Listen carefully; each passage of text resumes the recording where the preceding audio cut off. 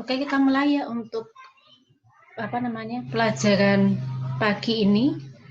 Jadi nanti biar yang lain menyusul. Jadi kemarin kan kita sudah belajar masalah dasar-dasar perancangan pabrik. Sekarang kita ke perancangan proses desain atau perancangan proses. Mungkin ada yang bisa menjelaskan apa sih bedanya antara dasar-dasar perancangan pabrik dengan desain proses atau perancangan prosesnya? Ada yang bisa?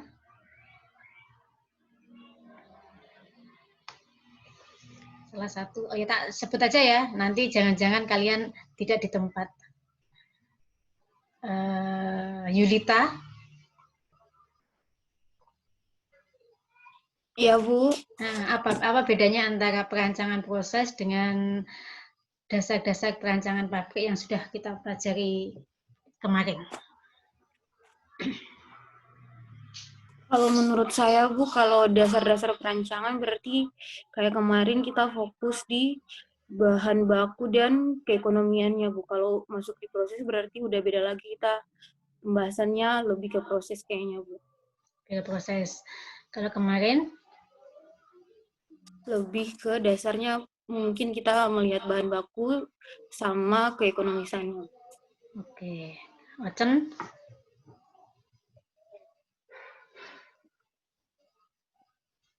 Baik Bu, jadi kalau menurut saya untuk kalau dasar-dasar perancangan itu kita lihat dari basicnya, di mana penentuan awal yaitu tentang produk sama fit yang kita mau pakai buat sebuah kilang. Sedangkan kalau untuk perencanaan prosesnya berarti kita sudah ada dalam kilang tersebut dan melihat kita mau olah fitnya kayak gimana, sedangkan untuk mendapatkan produknya kayak gimana. Yang lebih luas yang mana antara dasar-dasar perancangan atau perancangan proses?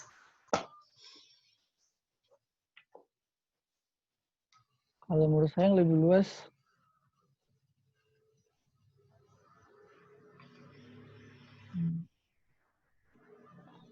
Wajahmu mana sih, Cen? ya Bu, Mana sih wajahmu? Aku nggak ngelihat wajahmu. Kamu di mana? Di rumah apa di asrama? di asrama Bu. Di asrama. Apa yang lebih luas yang mana? Dasar-dasar Yang lebih luas, perancangan apa perancangan proses? kalau menurut saya Bu, menurut saya dasar-dasar perencanaan. Dasar-dasar perancangan.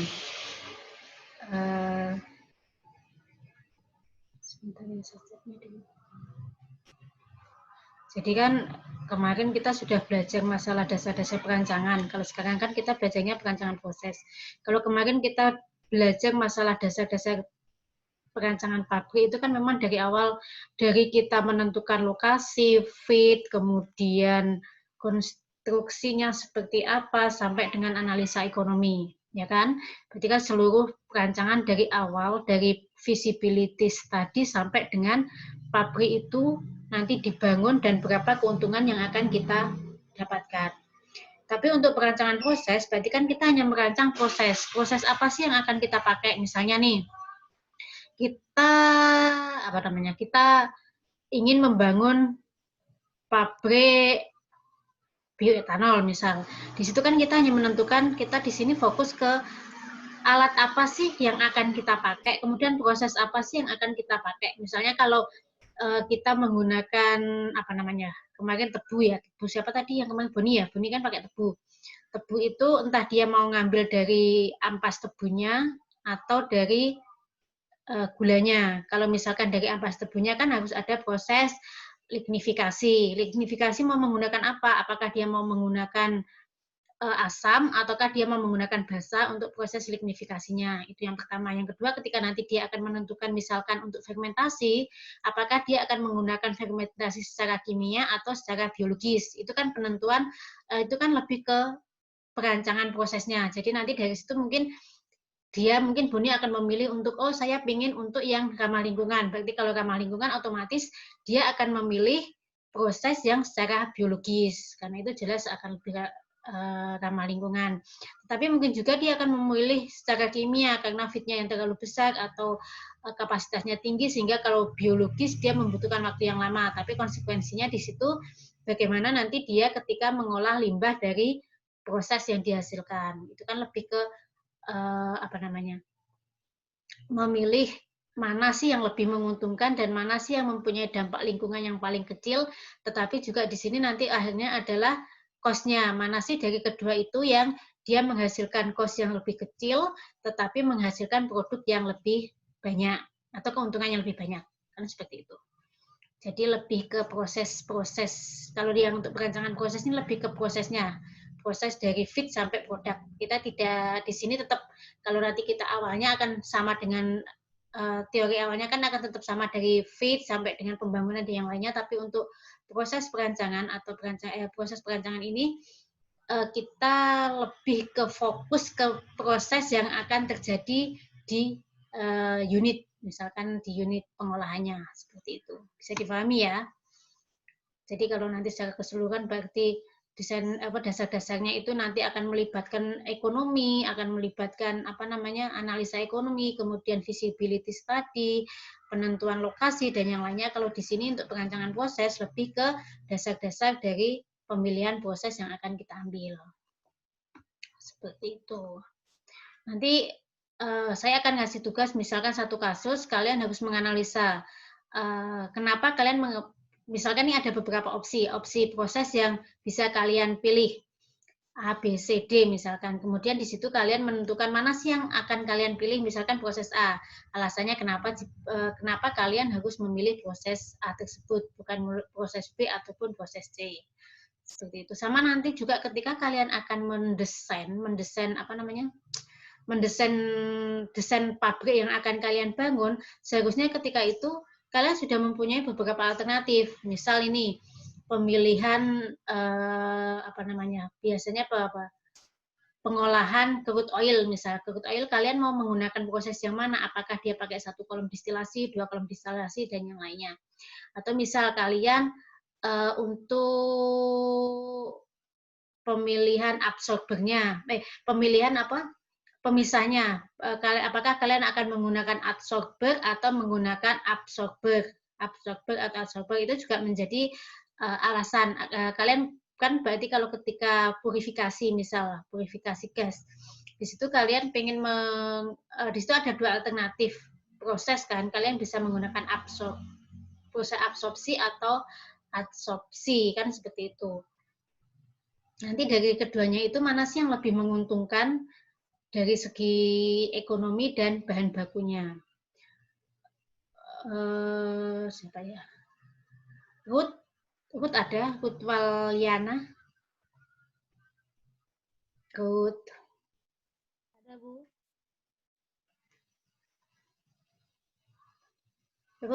Ruthnya kemana ini? Iya, Bu. Ada, Bu. Bisa menjelaskan apa sih perbedaan antara proses adsorpsi dan absorpsi?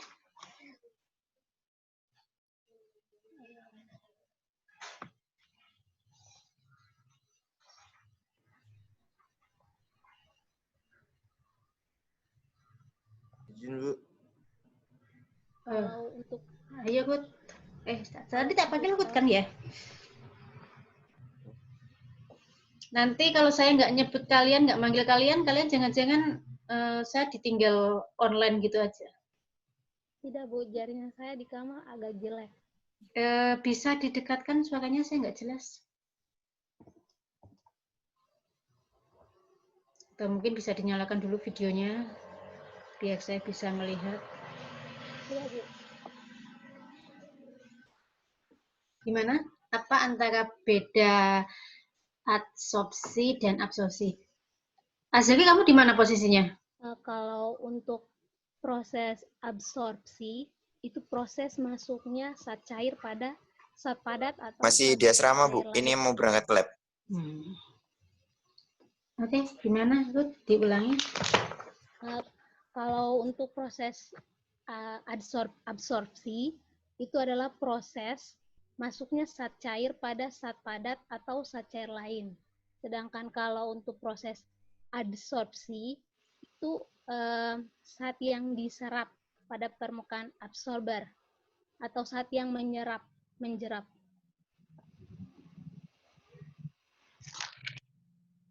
Christopher Siantur ini siapa?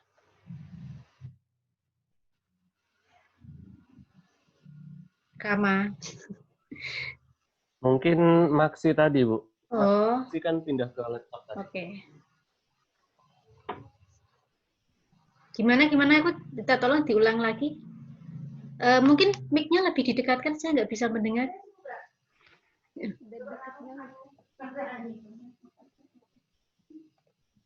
Kalau proses absorpsi itu adalah proses di mana saat terserap ke dalam suatu cairan atau padatan secara keseluruhan. Sedangkan kalau proses adsorpsi itu proses saat yang proses bergantung pada permukaan saat penyerap. Gimana? Kok saya bingung dengan jawabanmu?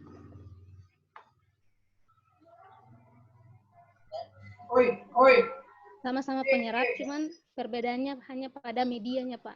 Medianya, Bu. Medianya apa? Kalau adsorpsi apa? Kalau absorpsi apa?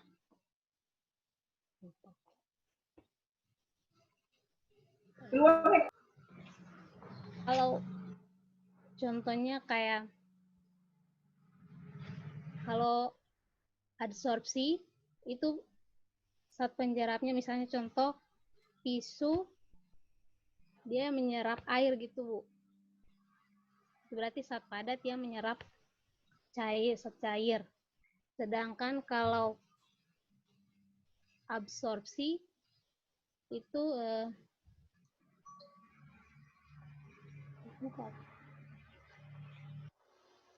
aku agak keliru, Bu. Ya udah, keliru bisa diulang.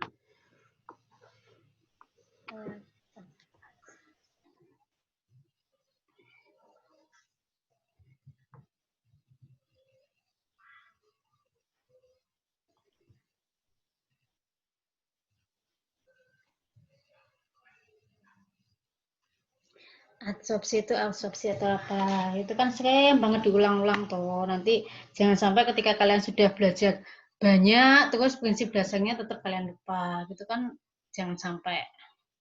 Jadi kan memang harus kalian selalu mengingat-ingat itu apa, itu bagaimana, itu supaya apa? Supaya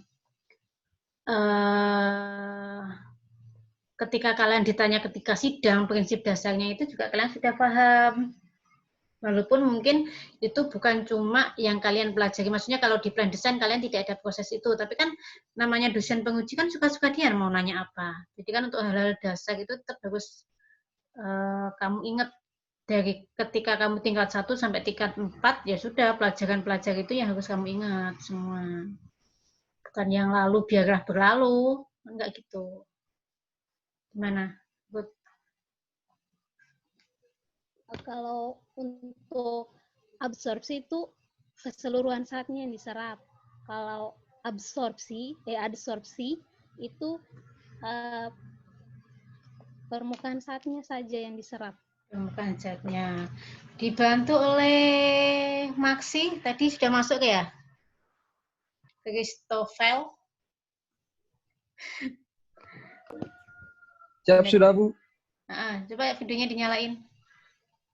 Saya pengen tahu kamu di lokasi apa enggak. Apa? Gimana? Apa bedanya sama adsorpsi dan absorpsi apa? Kalau absorpsi itu penyerapan, Bu. Proses penyerapan. Kalau adsorpsi itu kalau absorpsi penyerapan, sedangkan adsorpsi itu proses yang terjadi, proses penyerapan yang terjadi ketika suatu fluida cairan maupun gas itu dia terikat pada suatu padatan. Itu apa? Adsorpsi apa absorpsi? itu adsorpsi, Bu. Terus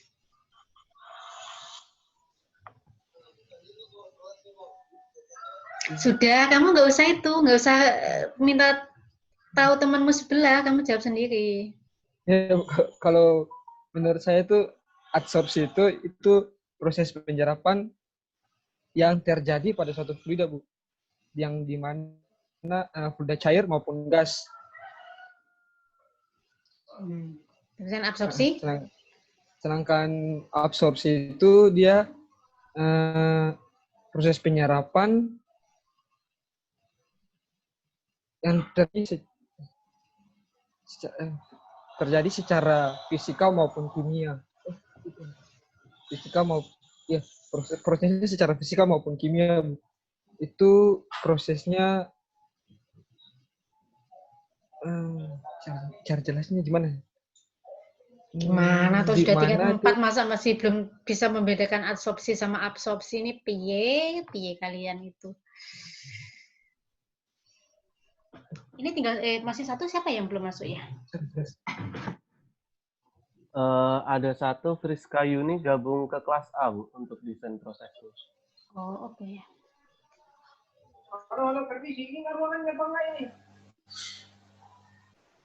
Gimana, Maksi?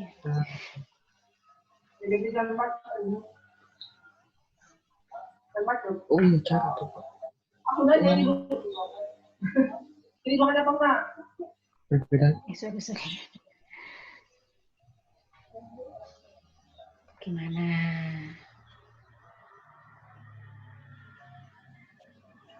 Ya, dibantu Fani. Ayo, Van. Saya menunjuk yang ada di screen.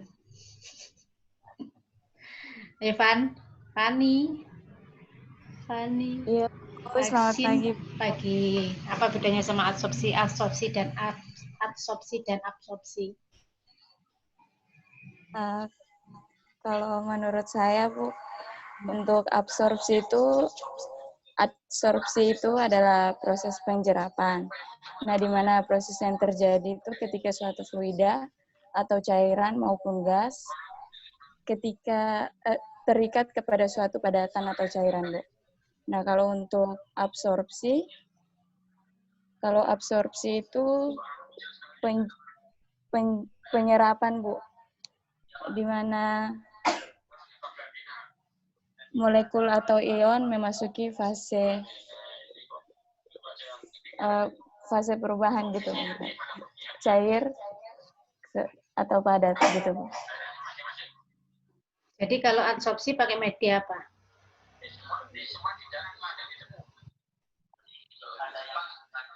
Media apa? Kalau adsorpsi media apa? Kalau adsorpsi menggunakan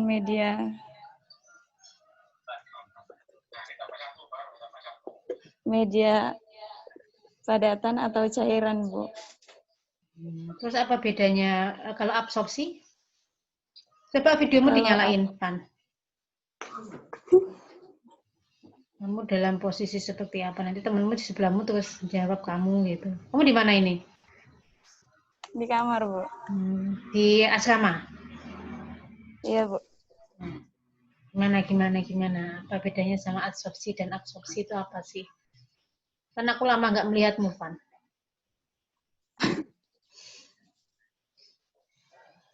Kalau adsorpsi yang tadi saya bilang itu, Bu, proses penyerapan. Kalau absorpsi itu proses penyerapan. Ya, terus medianya yang dipakai apa? Media yang digunakan itu, kalau untuk adsorpsi itu gas atau padatan. Gas atau padatan? Masuk. Iya, salah. Gas atau cairan, Bu. Terus kalau absorpsi? Padatan. Benar? Susah lah, kan? Kamu tanya ke siapa, Pan? Makanya saya pengen kalau kalian jawab tuh videonya dinyalain, soalnya saya tahu kamu tuh berdiskusi dengan siapa ketika menjawab. Kamu nggak boleh nanti ujian terus jawab kamu dijauh dibantu oleh teman sebelahmu. Nggak bisa. Kamu harus menjawab sendiri lah. Gimana sih? piye jajal coba. Sudah, kamu jangan percaya temanmu, kan saya selalu bilang temanmu itu adalah orang yang akan paling menjerumuskanmu, itu kan kamu harus percaya ke saya. Jadi Iya, jangan Bu. Jadi percaya. kalau untuk adsorpsi itu bisa berupa gas atau cairan. Nah, kalau untuk absorpsi itu bisa berupa cairan atau padatan. Mosok. Ya, Mosok. Kamu yakin berapa persen jawabanmu itu benar? 99,9%. 59,9. Lah gimana kamu nggak mau? 99,9%. 99,99%. Nggak ada sesuatu yang sempurna kecuali Tuhan. Jadi jangan percaya dengan jawabanmu. Oke, lanjut. Siapa yang mau menjawab? Vira mungkin? Iya, Bu. Ya, jelaskan ke teman-temanmu. Apa saja kamu nggak bisa jawab? Absorpsi sama adsorpsi sama-sama proses penyerapan dari suatu proses, tapi yang membedakannya itu medianya. Kalau untuk adsorpsi sendiri... Videomu nyalain, Fik. Iya, Bu. Ambil hijab dulu. Astagfirullahaladzim. Belum mandi tuh, Bu. Udah, Bu. Baru bangun, Bu Vira. Kayaknya ya. Belum mandi tuh, Bu. Mandi Vira dulu. Langganan pakai mau kena, Bu. Iya, Bu. Auto mau kena dia. Auto ini ambil mukena loh, Bu. Selimut, Bu. Nah, kuliah online pakai mukena, Bu. Mandi ulin. Coba sih, kamu jelasin ke teman-temanmu. Kamu jangan pintar sendiri nanti. Iya. Jadi, Bu, jangan diketawain, Ulil. Jadi, kalau untuk adsorpsi sama absorpsi bedanya di medianya. Kalau untuk adsorpsi itu medianya berupa zat padat, kalau absorpsi medianya berupa zat cair. Contoh zat padatnya itu bisa berupa karbon aktif untuk menyerap H2S. Kalau untuk absorpsi biasanya berupa cairan, Bu, misalnya NaOH untuk penyerapan H2S atau metanol untuk penyerapan H2S. Kayak gitu. Oke. Gimana Fani? Ruth? Siapa tadi? Maksi? Bisa dipahami? Ngerti, Bu? Oh, bisa, Bu. Ngerti aja, tapi nanti tidak masuk ke dalam otak. Sama aja, kan? Harusnya kan kalian ketika paham gitu, paham dicatat dalam pikiran dan selalu diingat. Itu kan prinsip dasar untuk proses awal semester 1 aja kalian sudah diajari masalah itu ketika mengenalin industri migas toh. Masa lupa. Terus kalau adsorpsi dan absorpsi itu dia pemisahnya secara apa? Fisika dan kimia. Yang lanjut, jangan jangan. Iya, Bu. Jangan Vira lagi. Casper? Pemisahan adsorpsi dan absorpsi itu secara apa, Casper? Intinya nyalain ya. Biar saya tahu kamu di sebelahmu ada siapa. Nanti kalau saya nggak nanya-nanya, saya ditinggal tidur nanti, jangan-jangan waktu kuliah. Tidak, Bu. Casper.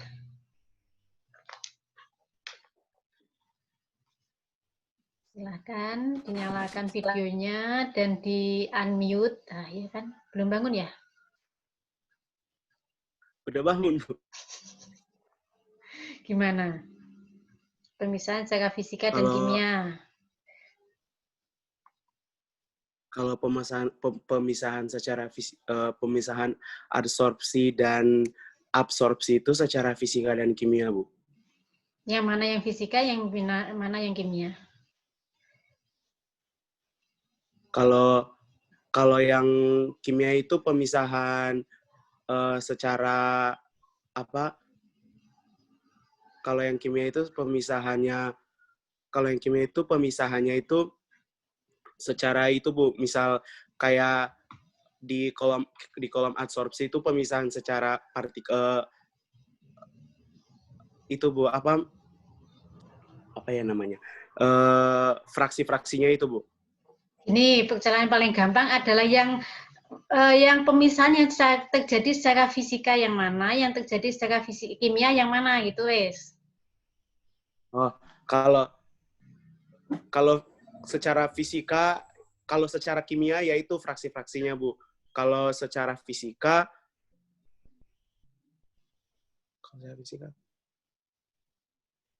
Pertanyaan saya di pending dulu. Kalau kamu ada pemisahan reaksinya, pemisahannya secara fisika dan kimia, mana sih yang lebih mudah dipisahkan? Yang mana, Cashback? kimia, Bu. Yang lebih mudah kimia? Yang lebih mudah yang Menurut mana? saya, Bu. Menurut kamu? Menurut kamu, Lan. Kalau menurut teori? Kalau menurut kamu kan belum tentu benar. Kalau menurut teori? Ya, Bu. Menurut yang sudah kamu pelajari selama kamu semester 1 sampai semester 6, itu apa? Fisika berarti, Bu. Fisika berarti lah, nggak tahu. Fisika apa kimia? Gimana tuh, Pak? Berarti kan harusnya yang kamu yakini dan yang ada teori itu kan harusnya sama, biar match gitu kan. Menurut kamu ya jangan menurut kamu. Ya iya menurut kamu, tapi berdasarkan apa kamu mengambil jawaban itu. Itu toh harusnya. Lawrence Sembiring. Ya, Bu. Mana?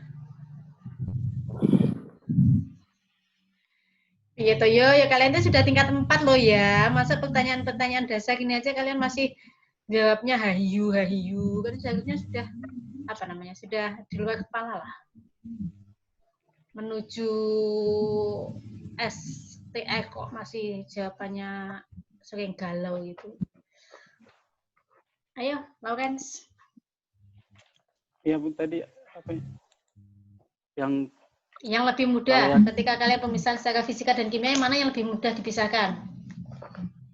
Yang fisika apa yang kimia? Fisika, Bu. Karena fisika itu merupakan penyerapannya itu menggunakan reaksi secara fisik antara misalnya benda padat atau cair. Sedangkan kalau kimia itu antara reaksi kimia cair dan cair. Yang lebih mudah yang fisika ya. Iya, Bu. Oke, untuk lanjut pertanyaan tadi, untuk yang proses yang secara fisika dan kimia mana yang untuk yang adsorpsi dan absorpsi tadi?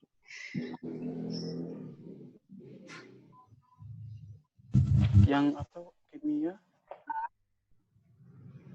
Kalau yang untuk fisika itu proses adsorpsi. Kalau yang kimia itu absorpsi. Karena absorpsi itu cair penyerapan yang dilakukan antara cairan dan cairan, sedangkan adsorpsi cairan dengan padatan. Oke. Ulil? Iya, Bu. Gimana Ulil kamu? Kamu setuju nggak dengan yang yang dijawab oleh Lawrence? Setuju nggak? Video saya udah ada belum, Bu? Oh, ini Bu, belum. Biar tahu. Oh, iya. Ini, Bu. Ya. Kak Hima ini gimana ini? Tentang itu, Bu ya, tentang proses fisika kimianya apa gimana? Fisika kimianya. Untuk di absorpsi, Bu, dia kan cair dan cair. Itu juga sama ada reaksinya di situ. Menurut saya kan absorpsi itu misal mau bikin produk A gitu kan harus ada absorpsi bikin produk A, kamu sejak kapan absorpsi ada bikin produk? Absorpsi, Bu, yang cair-cair. Nah, absorpsi. Mengabsorpsi memang kamu mereaksikan, kamu bikin produk. Enggak, Bu, kayak mau mencari produk yang misal dimurnikan atau yang diinginkan gitu. Ya. Kamu harus benar hati-hati loh, Lil. Kamu kalau bilang membuat produk tuh berarti istilahnya kalau kamu mengangkat membuat produk tuh kamu mereaksikan A dan B menjadi C, itu membuat produk. Kalau memurnikan beda lagi kan gitu toh. Iya, Bu. Jadi di situ kan ada reaksi kimia, tapi ya itu juga ada reaksi kimia yang terjadi di situ, Bu. Nah, itu juga menemukan ada reaksi berarti itu kimia. Terus fisika yang terjadi di absorpsi kan butuh temperatur. Di situ ada membutuhkan panas juga untuk memisahkannya. Dan adsorpsi dia kan beda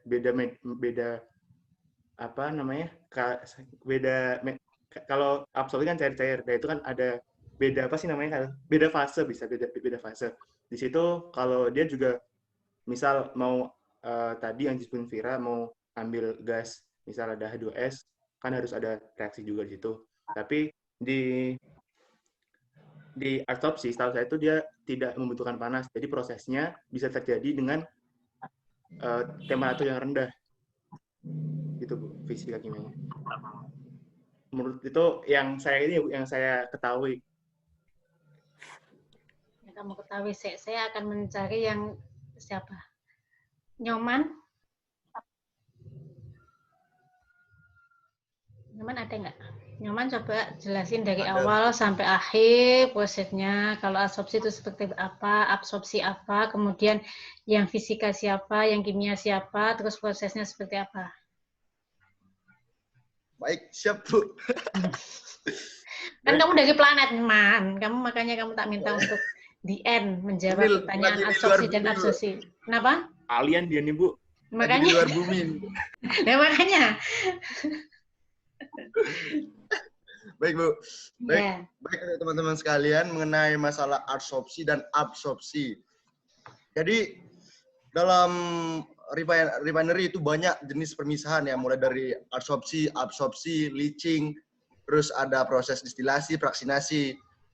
Di sini saya cuma bahas 4 doang, absorpsi, leaching, sama ekstraksi ya. Jadi kalau misalkan kita absorpsi itu adalah proses pemisahan itu dengan media berupa cairan, berupa NaOH. Contohnya, contoh simpelnya adalah NaOH yang biasa untuk menyerap suatu impurities berupa H2S dari suatu gas. Dia adsorbatnya itu, zat yang diserap itu berupa gas nanti. Sedangkan media penyerapnya atau absorbennya itu berupa cairan. Kalau absorpsi.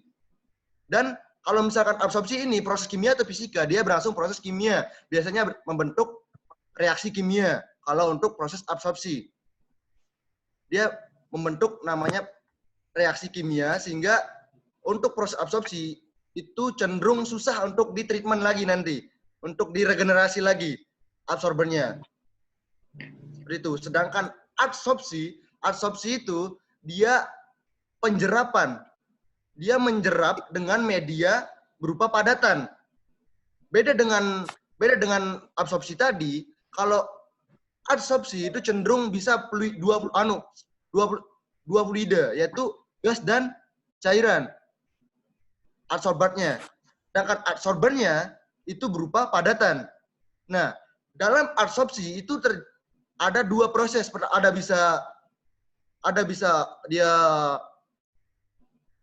absorpsi secara fisik dengan absorpsi dengan chemical.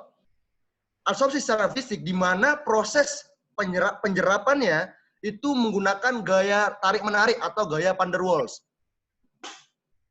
Gaya tarik-menarik antar molekul. Tidak terjadi reaksi kimia di sana. Sedangkan absorpsi secara kimia, di sana penjerapannya, penangkapan molekul atau impuritiesnya itu menghasilkan suatu reaksi kimia.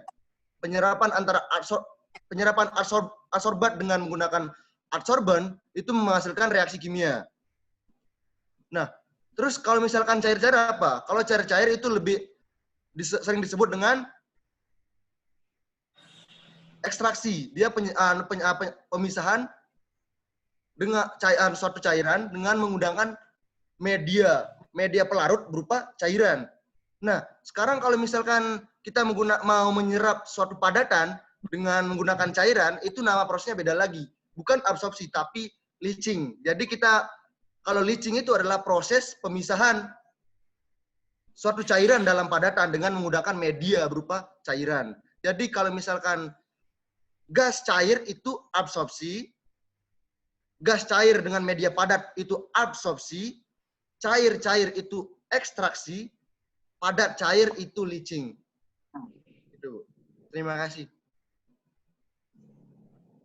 Ada yang mau bertanya dari penjelasan Nyoman? Sudah cukup atau bagaimana? Sudah bisa mengambil kesimpulan?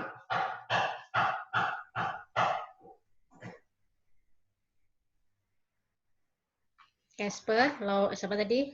Maxi? Siapa tadi lagi? Ani? Siapa lagi yang satunya tadi? Ada pertanyaan nggak? Kalau nggak ada kita lanjut. Nanti kalau kurang jelas bisa langsung tanya ke nyomannya. Biar dia turun ke bumi dia.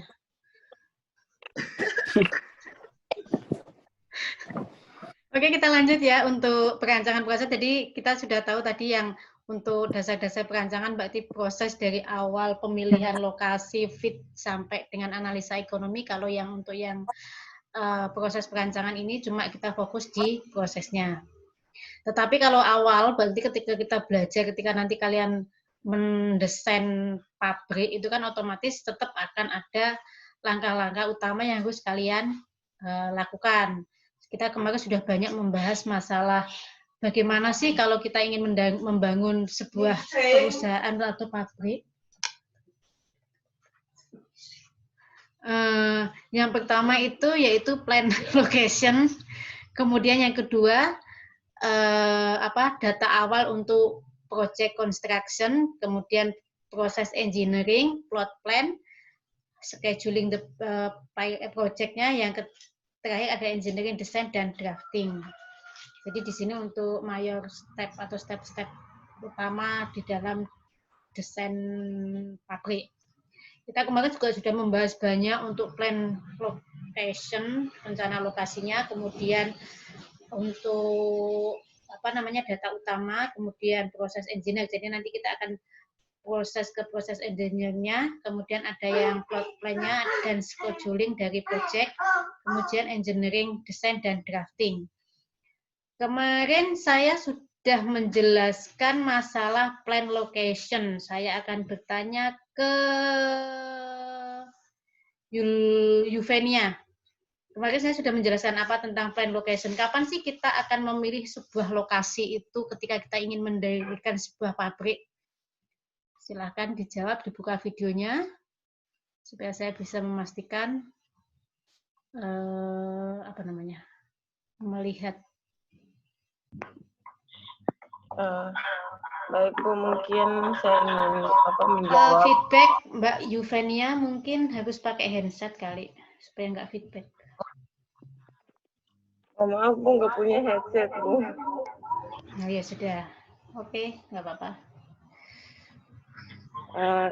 Untuk pemilihan lokasinya ya Bu. Mungkin harus melihat kondisi situasi lokasi yang ingin kita tetapkan mungkin Bu. Jadi misalnya kayak kita mau membangun mungkin toh, kamu tuh kan ketika menjawab kamu harus yakin dengan jawabanmu, jangan mungkin. Mungkin itu kan ada dua kemungkinan, iya dan tidak. Kalau kamu menjawab kan kamu harus yakin. Nanti ketika kamu ujian plan desain ditanya, kenapa alasannya kamu mengambil lokasi di Sumatera? Mungkin, nah kamu jelas langsung dapat nilai 15 dari saya. Oh iya Bu, jadi kalau misalnya mau membangun satu kilang itu yang kayak kita mau penentuan untuk lokasinya itu Bu harus menentukan kayak letak geografisnya juga Bu, terus mungkin untuk peralatan-peralatannya juga Bu, untuk mesin-mesinnya. Jadi misalnya kayak kita mau bangunnya kayak di Papua Barat atau gimana gitu Bu, kita kan harus menentukan titik geografisnya untuk kalau misalnya kita mau udah bangun di sana, terus untuk buat ini peralatannya ke sana juga itu apakah bisa atau tidak gitu Bu. Oke, jadi intinya seperti apa nih? Ketika kamu menentukan lokasi pabrikmu itu pertimbangannya apa? Kemarin kalau mendengarkan bagus lagi loh ya. Bagus lagi, baru kemarin harusnya masih ingat. Ya kan? Mana? Untuk menentukan lokasinya itu, bentar Bu.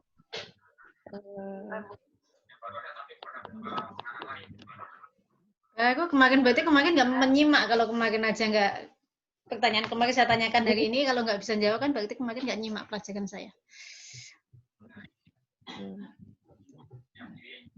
Jangan-jangan saya kemarin ngajar itu kayak Nina bubuk gitu, akhirnya langsung ketidur gitu.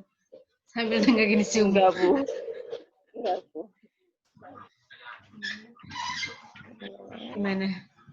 Gimana Mbak Yuvenia? Ya Bu, jadi kalau mau bangun suatu kilang itu ya untuk pertimbangan lokasinya itu kayak yang tadi saya bilang itu Bu, untuk lokasinya sendirinya itu geografinya bagaimana, terus apakah pada saat nanti dibangun di situ apakah strategis ataukah tidak Bu? Oke. Saya kurang puas dengan jawabannya Mbak Yuvenia.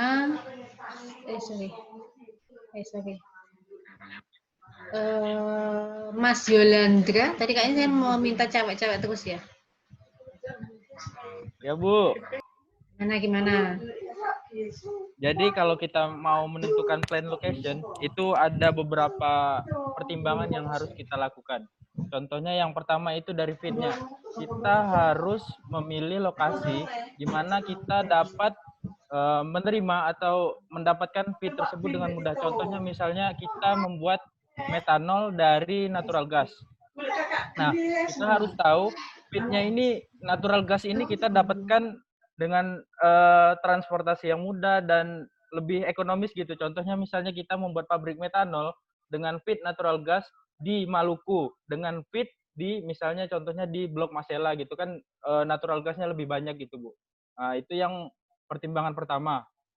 Terus pertimbangan kedua itu pemasaran. Jadi kita menghasilkan produk tersebut, kita mau memasarkan di pasar mana gitu. Misalnya contohnya metanolnya itu mau kita pasarkan kemana gitu, misalnya gitu Bu. Terus pertimbangan selanjutnya yaitu mengenai bencana alam. Nah, kita harus mengetahui di daerah tersebut apakah strategis atau tidak. Contohnya misalnya sering terjadi bencana alam seperti banjir. Kan itu kita nggak cocok gitu Bu buat dijadikan plan. Takutnya kan tiba-tiba terkena banjir gitu, plannya kan rugi gitu. Terus contohnya kayak seperti sering terjadi bencana alam seperti gempa gitu. Itu kan kurang cocok buat dijadikan plan gitu. Terus selanjutnya mengenai supply di utilities-nya, contohnya seperti airnya, itu perlu dipertimbangkan supply airnya itu dari misalnya contohnya kita harus mendekati laut gitu, apa namanya, plan-nya itu supaya supply air itu lebih memadai gitu Bu. Itu pertimbangannya Bu.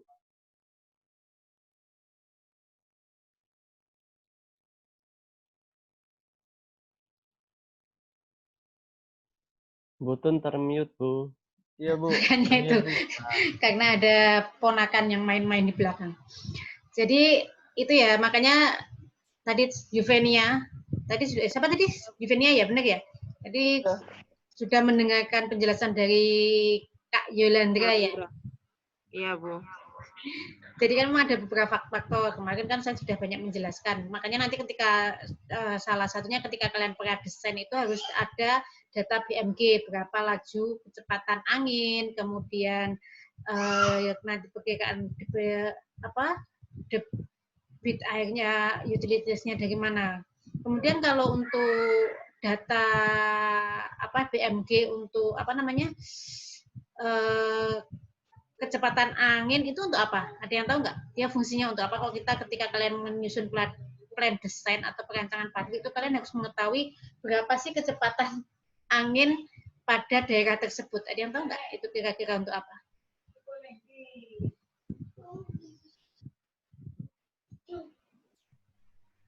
Ada yang tahu nggak? Ini apa sih kita harus mengetahui berapa kecepatan angin? Siapa? Saya Bu. Kalian Bu.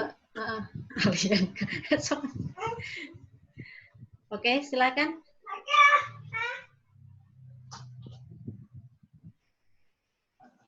Siapa? Nyoman? Ya, kalau menurut saya sih Bu, kalau misalkan kecepatan angin itu untuk apa Bu? Itu nanti lebih ke mendesain furnisnya Bu, terutama nanti di steknya, bagian steknya Bu. Soalnya nanti kan emisi gas itu di sana untuk desain kecepatan angin itu ada perhitungan untuk emisi gasnya juga Bu, untuk di bagian steknya Bu, benar stek. Selain itu kan juga nanti kalau kolom-kolom kalian terlalu tinggi itu apakah nanti bisa nggak Kan kalian ketika menghitung kolom kan juga faktor angin dan yang lainnya kan harus diperhatikan. Nanti jangan-jangan ketika kolom kalian dibikin tinggi, kemudian anginnya kencang, roboh. Kan nggak boleh juga kayak gitu kan. Makanya itu faktor angin itu juga menentukan. Kemudian lanjut untuk data preliminary untuk project construction. Itu apa yang maksudnya? Yang bisa menjelaskan?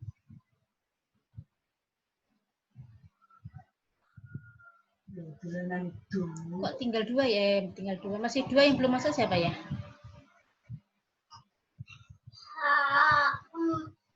Satu Yuni nggak masuk, Bu. Karena doa. Berarti ada satu yang les. Oh iya, yang di kelas lain ya? Raihan.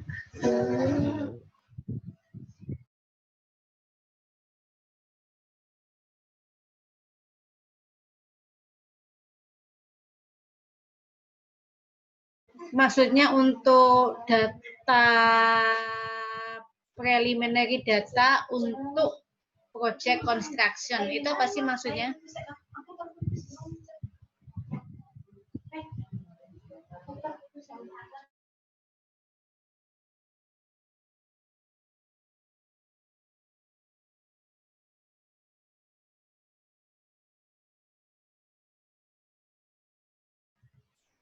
Raihan? Iya, Bu. Gimana Maaf, Bu. Raihan?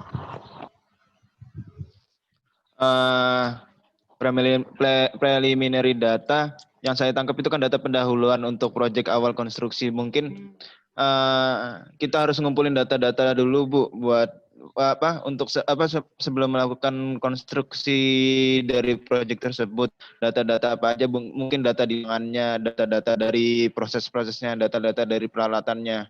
Yang saya tangkap mungkin seperti itu, Bu. Jadi untuk data awal ini kan lebih ke apa sih, komposisi ya, komposisi fit, misalnya komposisi fit yang kamu ingin olah, itu yang pertama. Kemudian juga untuk kontraksinya itu iya, lebih ke apa namanya, untuk ya tadi, untuk lokasinya seperti apa, kecepatannya seperti apa, lokasinya di mana, kemungkinan bencananya seperti apa, kemudian ketersediaan airnya seperti apa, itu memang merupakan data-data awal yang harus kalian miliki atau kalian pegang untuk supaya ketika kalian mendesain itu memang sudah fix, sudah ready. Jadi termasuk juga untuk tanah, lokasinya, lokasi tanah dan yang lainnya. Kemudian untuk proses engineer kan berarti ya sudah prosesnya seperti itu. Plot plan-nya adalah ngeplotnya, nanti mau di mana, diletakkan di mana. Kemudian scheduling the project, berarti kan dia schedule projectnya setelah kalian mengetahui proses engineering, kemudian kalian sudah tahu lokasinya di mana, berarti kalian harus men-schedule project itu. Jadi dari awal misalnya kalian visibility-nya kan sudah dilakukan, kemudian visibility sudah dilakukan, kemudian kalian sudah mulai mengetahui data-datanya, kemudian sudah mengolahnya, berarti kan scheduling adalah kapan sih project itu akan dilakukan. Kalian harus punya timeline ya istilahnya. Timeline dari visibility, sebenarnya dari awal sebelum kalian membuat membuat plan desain itu kalian sudah tahu awal, dari kalian sudah mengarrange waktu. Sama juga ketika nanti kalian membuat plan desain. Kalau misalkan kalian seperti plan desain itu kan juga kalian akan mempunyai timeline ya. Timeline itu berarti ketika kalian mau mengerjakan misal nih proposal, kalian mau membuat proposal berapa lama, kemudian presentasi proposalnya berapa lama, kemudian ketika itu kalian mau mengerjakan nih bab 1 berapa lama sih, berapa bulan, bab 2-nya berapa bulan, bab 3-nya berapa bulan, sampai kalian men-deadline kapan kalian bisa maju. Itu sama juga ketika, makanya timeline itu sebenarnya penting supaya kalian bisa mengontrol diri kalian sendiri untuk melakukan sesuatu yang harus kalian selesaikan. Itu butuhnya timeline. Juga sama juga ketika kalian mendesain sebuah pabrik, itu kalian juga harus punya timeline. Misalkan nih, kalian akan mengambil data lokasi. Kalian butuh berapa lama? 2 minggu. Berarti ketika 2 minggu kalian harus strict dengan data yang sudah kalian, strict timeline yang sudah kalian bikin. Jadi ketika 2 minggu berarti data untuk mengambil lokasi sudah terpenuhi. Kemudian untuk misalnya nih kalian di sumur nih. kalian mengambil sampling data untuk mengetahui komposisi. Berapa lama kalian membutuhkan waktu dari sampling sampai ke untuk sampling sampai dengan analisa. Misalkan kalian butuh waktu 2 atau 3 minggu, ya sudah antara 2 sampai 3 minggu itu kalian harus menyelesaikannya. Setelah dapat data nih, misalkan kalian selanjutnya adalah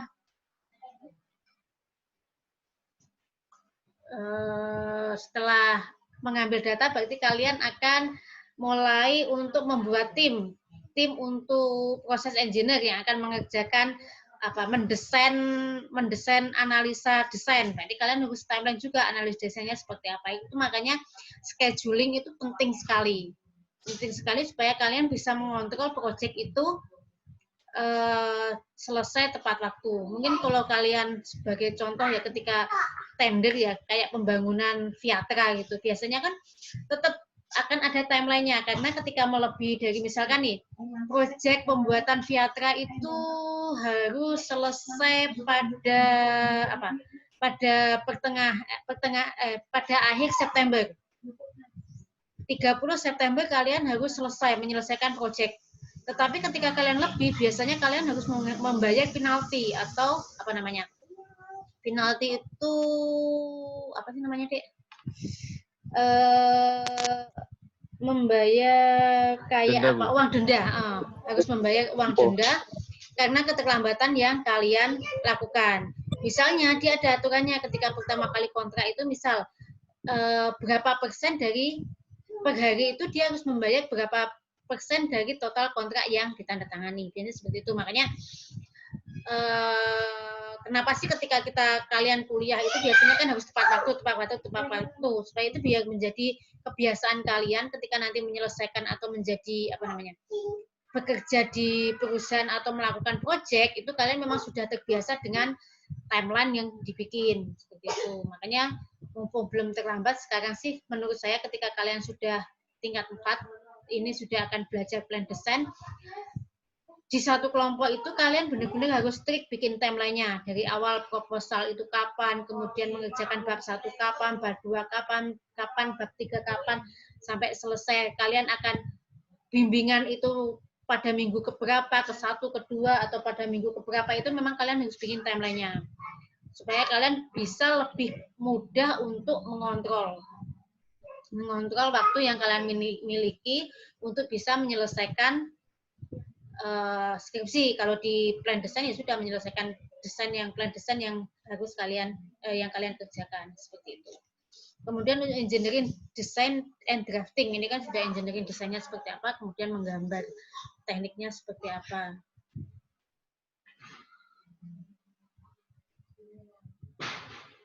Oke.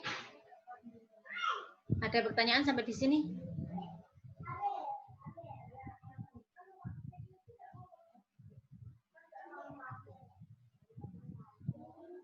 Ada pertanyaan kah? Sebentar saya tak menjawab Budian nih.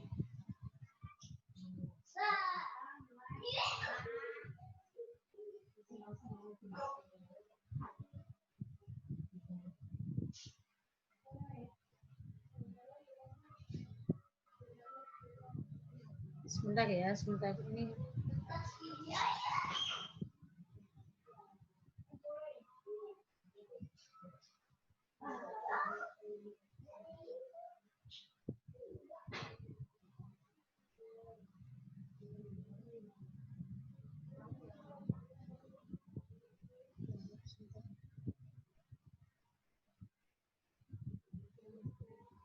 Sebentar ya, sebentar.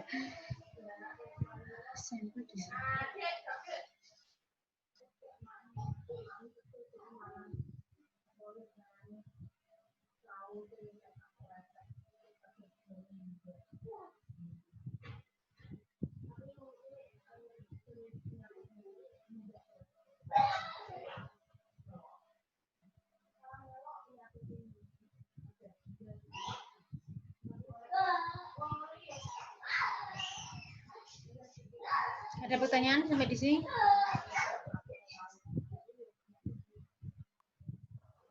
Izin bertanya, Bu. Kalau untuk yang tugasnya TMK itu apa ya, Bu? Kan kalau gambar kayaknya TMK ya, drafting sama Gimana? scheduling itu. Kalau yang majornya untuk proses engineer sendiri itu sampai mana ya, Bu? Kan nanti kalau kita kan intinya minta desain reaktor yang membutuhkan tekanan kondisi operasi sekian gitu. Terus yang membuat desain drafting gambar teknik itu kan dari TMK-nya ya, Bu? Walaupun dari Apa TMK kan bagaimana? tetap kalian harus mendampingi. Jadi sebenarnya kan dari awal sampai commissioning itu proses akan tetap terlibat, karena kan tetap ketika kalian nanti membangun, mengkonstruksi terus nggak ada kontrol dari proses engineer, nanti jangan-jangan nggak sesuai dengan yang kalian gambar. Tetap jadi ketika kalian sudah, walaupun itu sudah tugas TMK misalkan, atau sudah membangun, itu sudah tugasnya konstruksi, tapi tetap kalian kan harus di situ, harus mendampingi, meyakinkan bahwa desain yang kalian bikin itu adalah sama dengan yang kalian inginkan. Nggak bisa ketika kalian sudah nih, hitunganku sudah selesai, terus kalian sudah lepas cuci tangan, nggak bisa. Karena tetap kalian harus tetap mengontrol dan meng-guideline sampai pabrik itu berdiri, sampai juga ketika kalian commissioning kan berarti kalian sudah men-trial pabrik secara keseluruhan ya, itu tetap kalian di situ. Jangan-jangan spek yang kalian inginkan nggak sesuai, jangan-jangan suhunya kurang nih, tekanannya kurang, atau yang lainnya kan tetap harus kalian cek. Seperti itu. Biasanya tetap akan ada pendampingan dari proses engineering-nya. Walaupun itu mungkin sudah masuk ke ranah konstruksi misalnya, tapi kan tetap nggak boleh kalau cuma itu. Siap. Saya kira cuma order, terus kita dapat hasilnya, kalau nggak sesuai dibalikin lagi gitu. Order gimana? Order ke pihak mesin kilang ya? Oh enggak, tapi kan itu kalian harus dicek juga. Misal nih ketika kalian sudah punya desain kemudian kan kalau kalian kemarin pergi kemana itu yang ke Kembangil, Pasuruan itu kemana, ke PT apa? Pasuruan, Bu. Pasuruan itu PT apa? Buma Bisma itu kan. Buma Bisma itu kan dia dapat gambar kan, tapi kan kalian juga harus memastikan juga dia benar nggak. Oke, kalian ketika kalian nggak sesuai spek, misalnya nih kalian speknya tidak sesuai, tebalnya kurang, kalian bisa aja sih memang mengembalikan, tapi kan ketika kalian mengembalikan itu kan resikonya kalian butuh waktu lama. Proyek kalian kan bisa mundur. Ketika proyek mundur kan kompensasinya adalah penalti yang harus kalian terima, ya kan? Jadi kan untuk memastikan segala sesuatunya smooth berjalan. Kenapa? Ujung-ujungnya kos lagi. Kan, jadi kan ketika kalian sudah punya timeline untuk proyek kalian kan, kalian harus memastikan nih, misal kalian memesan reaktor waktu pemesannya adalah 1,5 bulan. Misal nih, 1,5 bulan dari mulai pembuatan sampai dengan pengiriman, 1,5 bulan itu sudah sampai ke lokasi pabrik yang ingin kalian bangun. Kemudian kalian tidak mengecek keberadaan dari reaktor tersebut. Ya sudah, kalian percaya aja, main percaya gitu aja.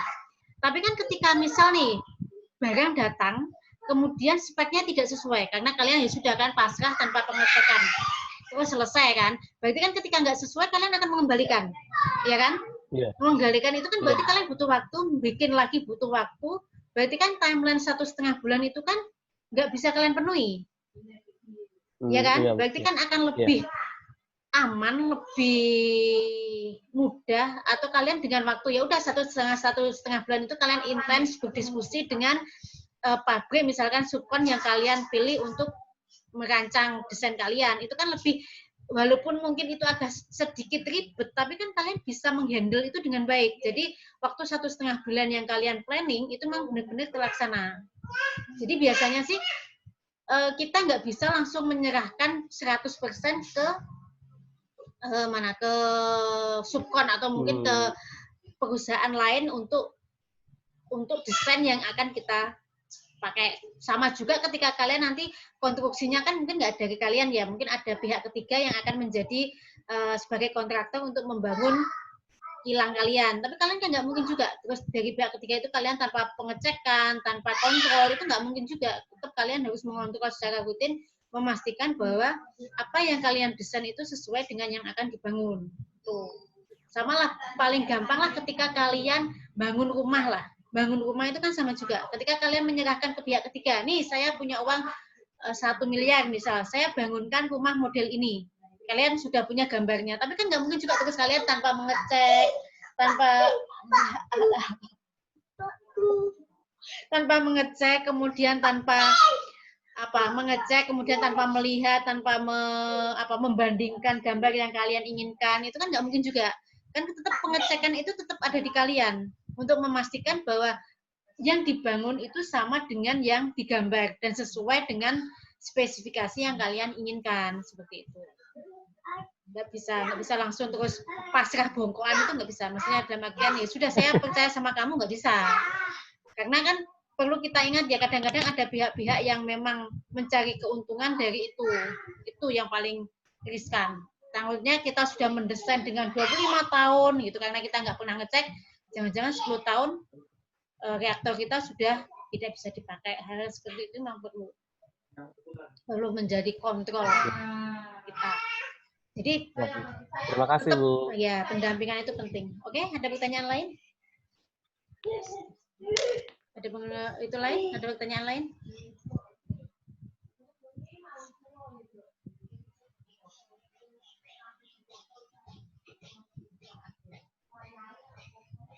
Kalau nggak ada, kita lanjut ya.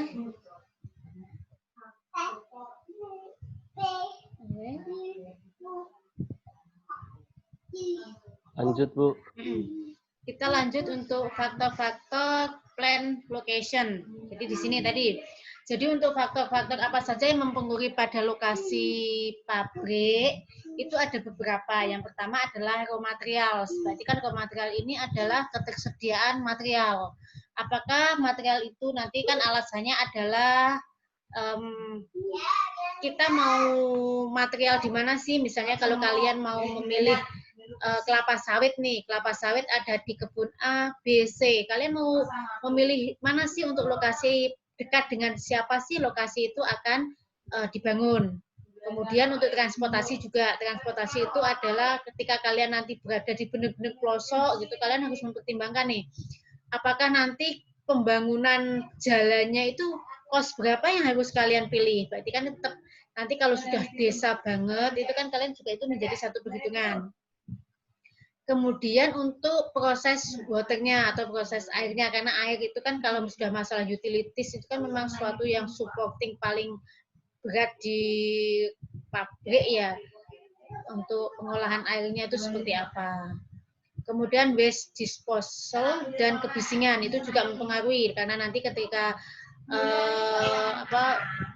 sampahnya itu akan seperti apa, kemudian kebisingannya itu akan seperti apa juga harus menjadi pertimbangan. Karena kan biasanya kalau kita di perusahaan ya pasti kan kalau tunjangan untuk pegawai itu ada tunjangan kebisingan juga kan salah satunya. Kemudian yang kelima itu fuel dan power atau tenaga kerja. Jadi sumber fuelnya itu tersedia apa enggak, kemudian manpower-nya atau tenaga kerjanya itu tersedia enggak di lokasi itu. Jangan-jangan dia benar-benar di tengah. Kalau misalnya nih kita membangun geotermal. Kalau geotermal itu kan biasanya nggak pernah di tengah kota ya, pasti dia di daerah-daerah terpencil, entah itu di perbukitan, di gunung-pegunungan. Itu kalian juga harus memperhatikan tenaga kerjanya nanti seperti apa sih, kemudian tempat tinggalnya harus seperti apa sih, itu menjadi faktor. Kan beda ketika kalian membangun perusahaan di tengah kota itu kan ya sudah, kalian tidak perlu menyediakan mes misal. Tapi ketika kalian sudah di tengah hutan atau mungkin di pegunungan yang memang itu jauh dari lokasi penduduk, otomatis mau nggak mau kalian harus mempertimbangkan untuk kesejahteraan karyawan, termasuk apakah dia akan sistem off on atau 22 atau 31 atau sistem yang mana, itu kan harus kalian pertimbangkan juga. Kemudian untuk mesnya, untuk kebutuhan makan dan yang lainnya itu seperti apa. Kemudian untuk cuaca ini juga sangat penting. Apakah seperti yang di Yolanda tadi bilang, apakah dia lokasinya berpotensi gempa atau tidak, berpotensi tanah longsor apa tidak, berpotensi banjir apa tidak, itu juga menjadi faktor ketika kalian akan membangun menentukan sebuah lokasi pabrik. Kemudian yang tidak kalah penting yaitu faktor masyarakat, termasuk masalah sosial dan data statistik. Itu yang sangat penting biasanya. Masyarakat ini ketika kita akan membangun sebuah perusahaan, biasanya kan salah satunya kita harus memperhatikan aspek masyarakat. Salah satunya biasanya ketika perusahaan itu akan membangun sebuah pabrik, biasanya dia akan mencari tenaga kerja di lingkungan di sekitar lokasi tersebut. Kenapa? Hal itu salah satunya selain dia berhubungan dengan ikatan pekerja, itu juga untuk meminimalisir masalah sosial yang akan berdampak. Jadi kan kalau kalian tahu misalnya nih di Rancung Biru, kemarin mahasiswa Pepsi itu banyak hampir yang diambil D1 di PEM itu kan hampir seluruhnya adalah lokasi-lokasi yang ada di Bojonegoro. Itu salah satunya adalah untuk meminimalisir terjadinya dampak sosial yang akan terjadi. Kalau memang lokasinya sudah banyak tenaga kerja lokal di situ kan diharapkan kan benturan kepentingan atau benturan kepentingan antar masyarakat itu kan tidak akan banyak terjadi. Kalau terjadi itu pasti. Kita tidak akan pernah bisa memungkiri ketika kita membangun suatu perusahaan itu masalah dengan masyarakat itu pasti, karena belum masalah limbahnya, belum masalah kebisingan yang dihasilkan. Ketika kita membangun proyek itu pasti debu kendaraan bermotor yang lalu lalang yang akhirnya dapat menyebabkan kerusakan itu juga akan pasti menjadi masalah. Iya. Tumbas Be. Be ayo. Tumbas ayo. Makanya itu kenapa dia bisa, makanya untuk memenuhi itu diusahakan untuk merekrut tenaga kerja yang dari lingkungan sekitar tempat lokasi.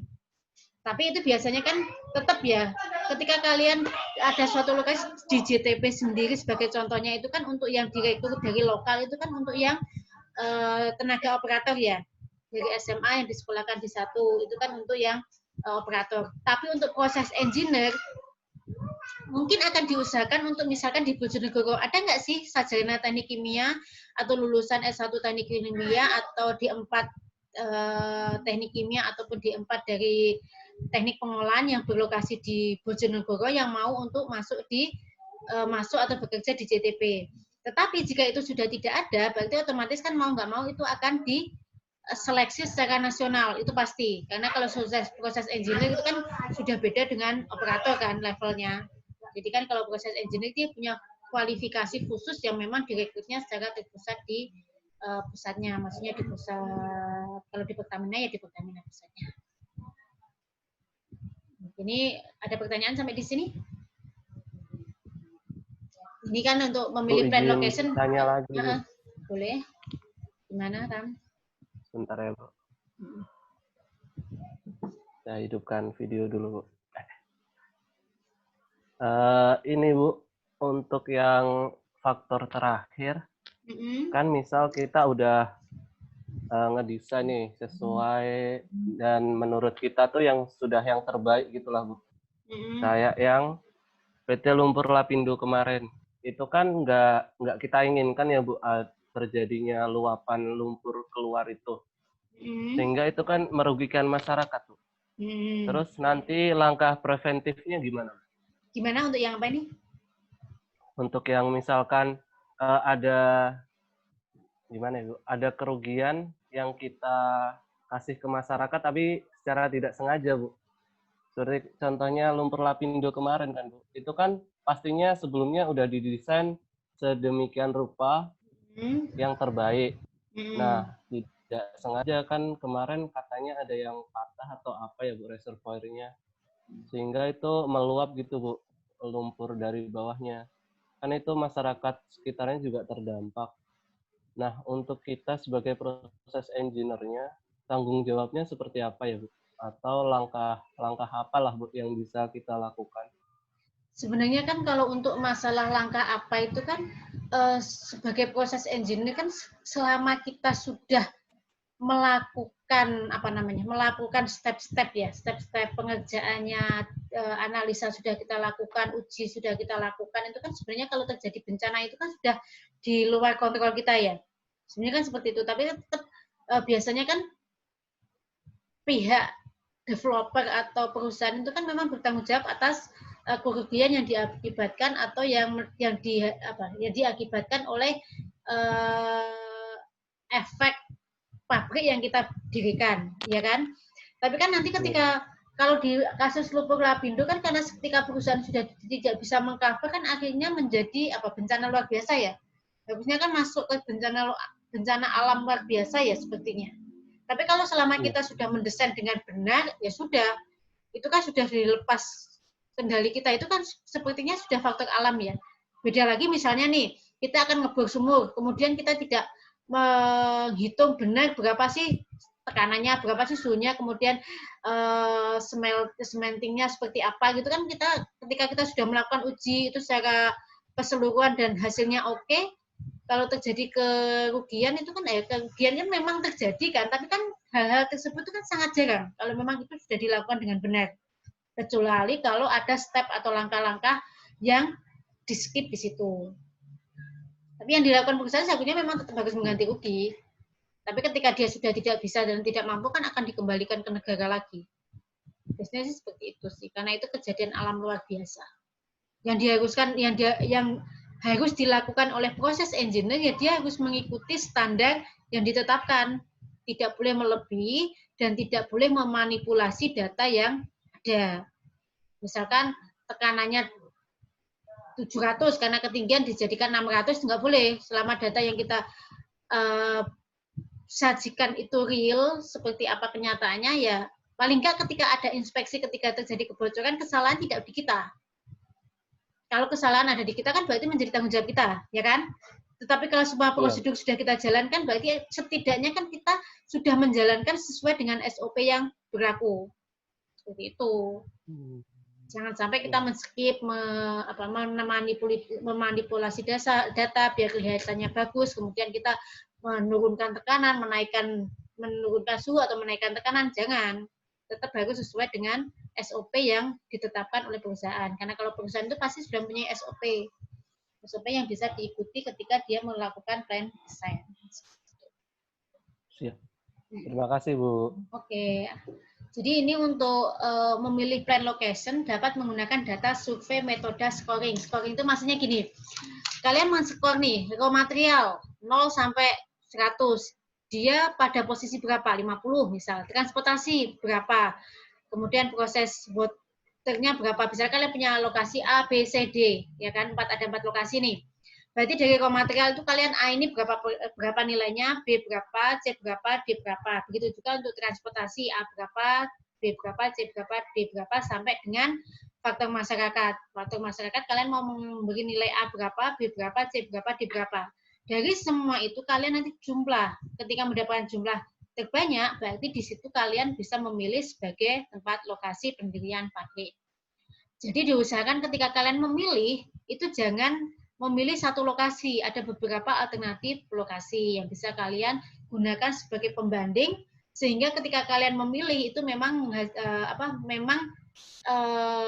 merupakan nilai tertinggi dari sekian banyak lokasi yang sudah kalian tentukan sebelumnya. Seperti itu. Ini untuk lebih memvalidasi ya, supaya kalian tidak awang-awang, maksudnya biar yang kalian pilih itu memang di atas kertas itu ya sudah, itu adalah skor tertinggi seperti itu. Oke, ada pertanyaan? Di sini? Sampai di sini ada pertanyaan? Kalau nggak ada, kita lanjut untuk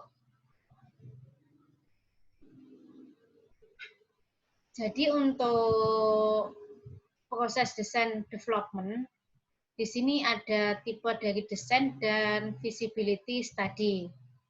Yang pertama tipe dari desainnya adalah preliminary design, detail estimate design, dan firm proses desain. Ada 3 di sini. Ada yang bisa menjelaskan untuk 3 tipe desain ini? Bentar.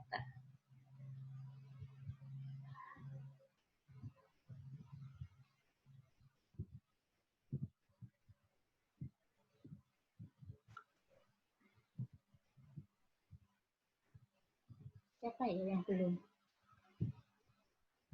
Boni? Iya, Bu. Apa?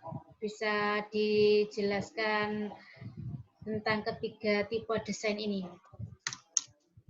Ya, baik. Pertama, yang seperti kita ketahui yang tadi sudah dibahas itu preliminary design. Nah, preliminary design itu tahapan-tahapan persiapan. Biasanya ini dilakukan sebagai upaya untuk merinci atau upaya untuk mengetahui daftar seluruh item atau misalnya barang-barang yang diperlukan untuk membangun konstruksi kita. Itu yang biasanya dinamakan preliminary design. Jadi kita itu bisa menghitung, kita harus memperkirakan kuantiti dari setiap item yang kita beli, kemudian kualitasnya seperti apa, kemudian dari setiap unit yang kita beli itu harganya berapa satunya, itu biasanya masuk ke preliminary design. Nah, kemudian setelah tahapan persiapan dilakukan, kita mulai mengestimasi atau masuk ke detail estimate design. Nah, itu kita mulai setelah kita beli, misalnya setelah kita beli dari vendor, kita mulai memperhitungkan nih masuk nggak sesuai hitungan kita atau sesuai dengan budget atau overprice atau tidak dari yang telah ditentukan oleh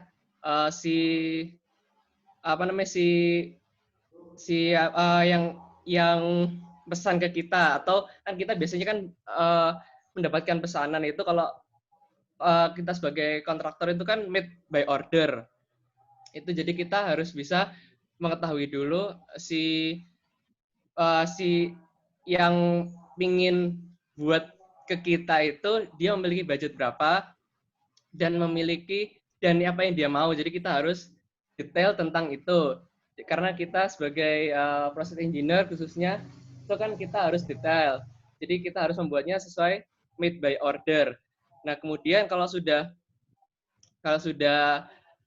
kita sudah tahapan awal kita lakukan, tahapan persiapan kita lakukan, dan kita sudah melakukan estimasi tentang pricing-nya, detail-detailnya seperti apa, kita mulai masuk ke firm process design atau tahapan proses yang pasti akan kita lakukan.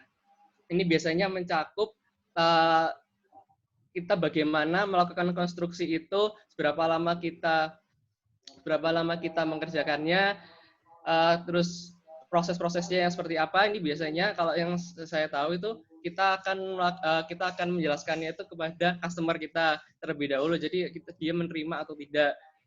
Kalau misalnya dia menerima tentang apa yang kita utarakan, kita biasanya bisa lanjut saja. Tapi kalau misalnya kita waktu mempresentasikan itu ada mungkin proses yang kurang atau dia mungkin dikira terlalu overpriced, kita harus bisa mendiskusikan dengan si customer itu, karena kan misalnya kita mencari dalam suatu usaha ini kan win-win solution. Jadi gimana si customer itu juga bisa mendapatkan barang yang baik, dan kita pun sebagai vendor atau kontraktor itu juga bisa mendapatkan bisa mendapatkan pengakuan dan kualitas bahwa kita itu bagus. Kalau misalnya dalam melakukan suatu konstruksi ini atau pembangunan dari suatu project ini, ya. Jadi from process design itu lebih ke proses yang kita akan jalani selanjutnya sebagai tahap akhir sebelum masuk ke pembangunan. Seperti itu, Bu. Oke, ada pertanyaan? Sudah jelas dari yang lainnya? Made, gimana, De? Ya, Bu. Gimana, De? Sudah jelas kah? Yang ini, Bu, yang frame proses desain itu, Bu. Itu tuh melibatkan kontraktor juga nggak, Bu? Hidupin kamera. Iya, Made ini bukan tukang bikin video, masa nggak menghidupin kamera? Udah, Bu. Belum mandi, Bu Made. Datang nggak, Bu? Gelap. Gelap. Ya, Bu, gelap. Kamar ya, Bu. Gelap. Gimana untuk firm proses desain ya? Itu melibatkan kontraktor juga nggak, Bu? Harusnya iya, kalau sudah detail setelah ini kan ada perusahaannya kan. Artinya pasti sih firm proses desain itu? Ada yang tahu nggak? Di Trans itu, Bu, desain proses perusahaan, Bu. Berarti dia kan memang sudah melibatkan ya, harusnya sudah melibatkan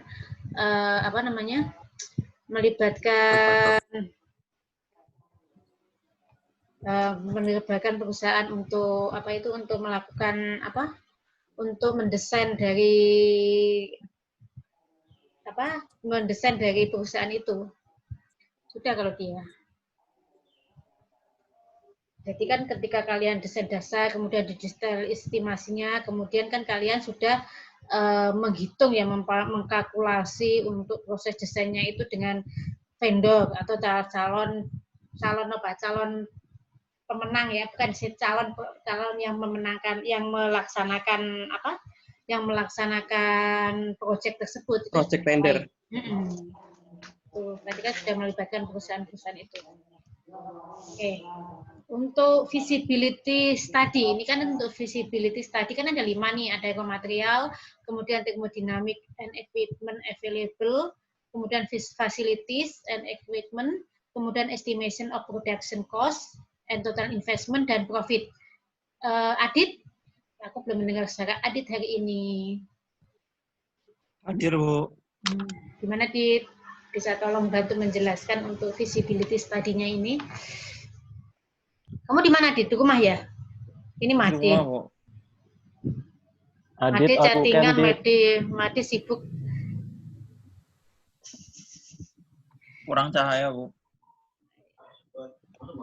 Gimana, Dit? Dari feasibility study ini kurang lebihnya, yang pertama raw material itu, jadi kita membahas speknya ya, Bu, apa namanya tuh, essay-nya gitu. Kalau crude sih crude essay-nya itu seperti apa gitu. Terus bahannya dia itu mudah didapat atau enggak gitu. Terus jumlahnya sesuai dengan estimasi target kita atau enggak gitu. Kurang lebihnya dari segi raw materialnya seperti itu. Begitu juga thermodynamic equation ini mungkin saya juga masih kurang paham maksudnya gimana itu, tapi mungkin mengacu kepada proses ya, Bu, seperti itu. Jadi peralatannya ini ditinjau dari sisi termodinamiknya gitu. Atau gimana, Bu? Masih belum paham kalau yang ini, Bu. Terus kalau sampai ke profit sih itu intinya endingnya dari semua penganalisisan itu untung atau enggak gitu, Bu. Jadi endingnya sih di itu sih, Bu. Jadi apa yang kita rancang tuh bakal menguntungkan atau enggak gitu. Kalau kasarnya sih seperti itu gitu, Bu. Singkatnya gitu. Masih belum paham, Bu, kalau untuk secara poin-poin tersendirinya gitu. Oke, jadi kan kalau untuk feasibility studies itu kan kemarin kita sudah untuk raw material kan sudah jelas ya. Kemarin kita sudah banyak belajar untuk ketersediaan dari materialnya itu. Apakah maksudnya kayak kemarin siapa sih yang nanya, Nyoman ya? Apakah kita akan mengambil crude dari Indonesia ataukah dari luar? Itu kan ketika kita akan mendirikan perusahaan itu kan kita memang harus benar-benar menganalisa untuk ketersediaan material tersebut. Jangan-jangan ketika kita memilih raw material dari Indonesia, kemudian dia hanya kuat 5 tahun, sedangkan perusahaan kita kuat 25 bisa beroperasi 25 tahun, gitu kan? Tetap harus menjadi pertimbangan. Kemudian untuk thermodynamic and equipment available at present itu maksudnya adalah alat-alat itu apa sih yang saat ini tersedia? Biasanya kan ketersediaan alat itu juga berpengaruh. Jangan sampai ketika kita mendesain sebuah alat atau sudah menghitung termodinamik, kemudian mendesain alat, kemudian alat itu masih apa ya? Alat yang belum ada. Jadinya misalnya ini dia menjadi desain khusus yang akhirnya dia memiliki harga jual mahal, kemudian juga membutuhkan waktu yang lama dalam pengerjaannya. Sebagai contoh ini, kalau dulu kan kalau kita di BPSDM kan segala sesuatunya dikontrol secara manual, ya kan? Memang nggak ada salahnya ketika kita memilih teknologi yang paling canggih, itu nggak ada masalahnya. Tapi kita juga harus mengestimasi berapa sih atau kapan sih teknologi itu bisa kita aplikasikan, karena kan biasanya dari riset ke skala industri kan butuh waktu.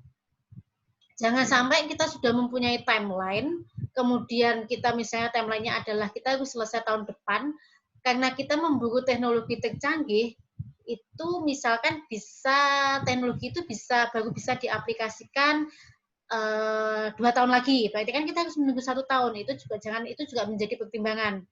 Jadi ketersediaan equipment sekarang ini juga sangat mempengaruhi. Kan yang paling enak kan teknologi itu sudah acceptable, maksudnya sudah yang terkini, walaupun bukan yang tercanggih, tetapi juga dia sudah tersedia. Misalkan kita order, kita tidak membutuhkan waktu yang lama.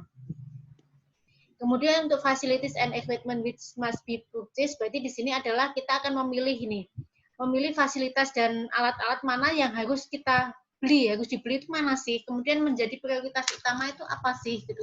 Kemudian spesifikasi yang memenuhi itu seperti apa, seperti itu. Jadi di situ akan menjadi satu pilihan juga. Kemudian untuk estimasi of product cost and total investment, di sini kan untuk ketika kalian visibility itu kan kalian walaupun ini kalian misalnya belum memiliki desain yang sangat spesifik, paling nggak kan kalian harus mempunyai estimasi dari product cost dan total investment. Product cost itu berarti kan total produknya, kemudian total investment adalah total keseluruhan. Total keseluruhan itu adalah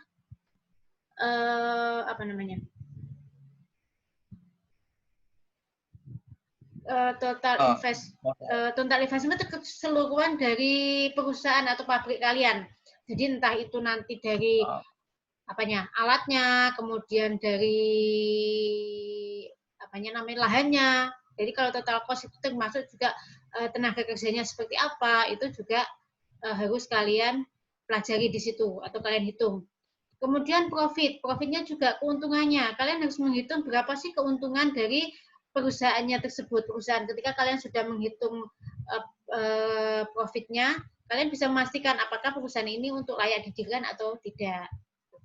Profit itu kan berarti ketika kalian sudah penjualan produk dikurangi dengan total investment, dikurangi dengan total produk, kan kalian akan tahu mana nanti kan bisa kalian tahu mana yang barang yang kalau untuk modal tetap sama modal bergerak ya biasanya kita kan menyebut istilahnya kan seperti itu. Untuk modal tetap itu kan dia yang memang seperti lahan itu kan termasuk modal tetap. Kalau modal bergerak kan kayak pembelian bahan, kemudian untuk utilities, kemudian pembayaran karyawan, itu kan termasuk dari modal bergerak. Berjalan. Ada pertanyaan sampai di situ? Bu, bertanya Bu. Kalau kita bangun suatu pabrik tuh berarti kita harus mikirin balik modalnya juga ya Bu? Oh, iya, kalau kalian nggak mikirin balik modal gimana? Berarti kan biasanya kan akan BEP, break even point-nya itu berapa lama sih gitu kan? Kalian berapa tahun sih kalian bisa mengembalikan modal itu? Apakah biasanya 1 tahun, 2 tahun, 3 tahun? Misalkan nih, kalian memprediksi bahwa pabrik kalian akan bisa bertahan selama 10 tahun, lifetime pabrik kalian. Tapi kemudian kalian bisa balik modal ketika 9 tahun.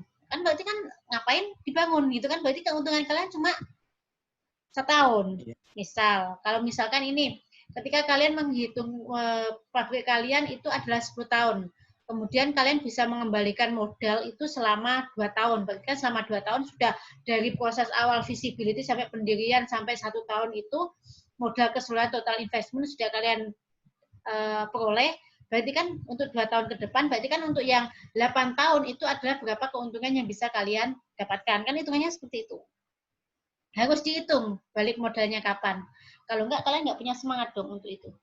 Untuk mendirikan perusahaan. Kan semakin cepat itu semakin baik selama itu masih ada rasional dan tidak ada pengurangan yang dilakukan. Misalnya kesejahteraan karena ingin balik modal cepat, kemudian kesejahteraan karyawan dinomorsekiankan. Karena ingin balik modal cepat, kemudian pembayaran pajak tidak dilakukan dengan benar. Maksudnya ada permainan pembayaran pajak di situ. Itu kan nggak boleh juga. Jadi kan sebisa mungkin ketika kita mendirikan sebuah perusahaan itu segala sesuatunya dalam kondisi sehat. Sehat dalam artian sehat secara finansial maupun sehat tenaga kerjanya. Maksudnya ya kesejahteraan mereka menjadi prioritas seperti itu. Berarti nanti kita tuh Bu di proposal nyampe ke estimation production cost and total investment. Iya dong, semuanya. Kalau itu Di sudah masuk ke proposal proposal enggak di proposal enggak. Jadi untuk proposal itu lebih ke kalian mau mendirikan pabrik di mana, kemudian fit-nya apa. Kalau memang kalian sudah dari fit tersebut sudah punya rancangan pra-rancang untuk proses itu nggak apa-apa. Bagusnya sih sudah sampai pra-rancang ya, nggak mungkin kalian cuma bilang, oh saya fit-nya seperti ini, tapi kalian nggak punya gambaran prosesnya kan ya aneh aja gitu kan. Mesti penguji mah akan nanya, loh kamu nggak ada gambaran proses, yakin itu bisa dilaksanakan? Pasti akan seperti itu. Paling nggak kalian sudah punya alternatif untuk, oh nanti kira-kira saya akan menggunakan proses ini, misal menggunakan kalau tadi menggunakan proses absorpsi misal. Oh karena dia lebih banyak amin, menggunakan amin misal. Oh saya menggunakan SO2 removal-nya pakai amin karena ini. Paling nggak kalian ketika memilih alat itu sudah ada alasannya walaupun belum ada hitungannya. Ketika nanti kalian sudah punya pra-rancang atau desain awal, proses closed awal itu, misalkan itu tidak sesuai atau tidak sama dengan ketika kalian di seminar akhir ya, di skripsi kalian itu nggak masalah. Karena kan ketika perkembangan, kan ketika kalian dari proposal sampai dengan nanti menyelesaikan itu kan tetap akan ada tahap-tahap di situ kan. Tahap-tahapnya adalah, oh ini alat ini saya merasa alat ini tidak optimal karena seperti ini, makanya saya merubah dengan ini. Nggak masalah. Kan tetap nggak mungkin kan ketika kalian mendesain awal kemudian harus sama dengan yang akhir, itu nggak harus juga, nggak masalah. Yang penting kan kalian sudah punya gambaran proses. Jangan sampai juga kalian benar-benar blank, nggak tahu mau ngapain. Itu juga jangan. Jadi kalian nggak boleh juga terus habis ini mau ngapain ya, habis ini mau ngapain, jangan. Tetap kalian harus punya planning, harus punya gambaran prosesnya seperti apa, lokasinya kemana, utilitasnya seperti apa, itu paling nggak kalian punya.